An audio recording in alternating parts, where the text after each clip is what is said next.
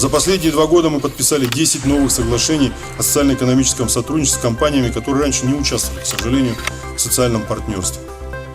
Это компания «Русал», МРСК «Северо-Запад», «Пауто Плюс», которые входят в группу компании «Реновой». В целом с самой группой компании «Реновой».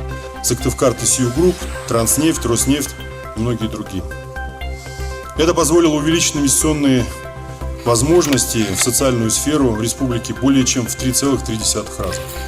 Надо особо отметить, что при этом вложения в природоохранную деятельность достигли более 12 миллиардов рублей. Я искренне благодарю наших партнеров за такое сотрудничество.